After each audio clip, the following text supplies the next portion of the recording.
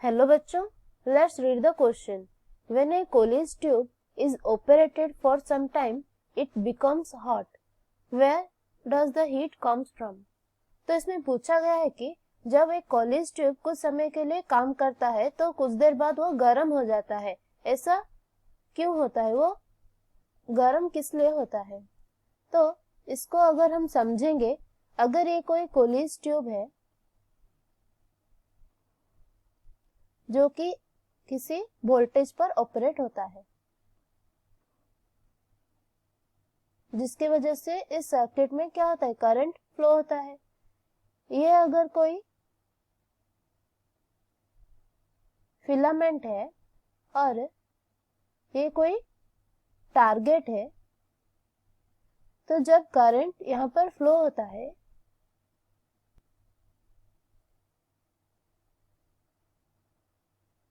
तो इसमें से क्या होगा, इलेक्ट्रॉन्स इजेक्ट होंगे, इससे इलेक्ट्रॉन्स बाहर निकलेंगे और ये टारगेट के ऊपर हिट करेंगे, जिसकी वजह से इस टारगेट से क्या होगा, इलेक्ट्रॉन्स एमिट होंगे, फोटो इलेक्ट्रॉन जिसे हम कहते हैं।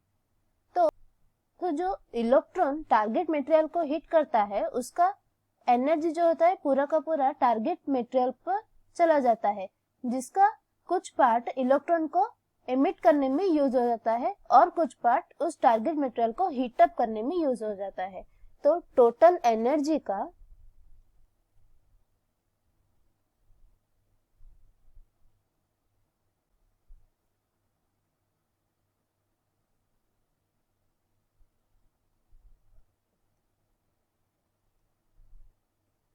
is equal to energy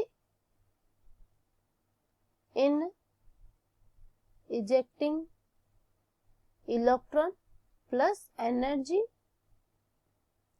in heating of the material। तो इसकी वजह से जब एक कोलिज ट्यूब कुछ देर काम करता है तब वो गर्म हो जाता है, क्योंकि जो एनर्जी इलेक्ट्रॉन से आता है उसका कुछ पार्ट फोटो इलेक्ट्रॉन्स एमिट करने में यूज हो जाता है और कुछ पार्ट मटेरियल को हीट करने में यूज हो जाता है, इसीलिए वो कोलिज ट्यूब कुछ देर बाद गर्म हो जाता है।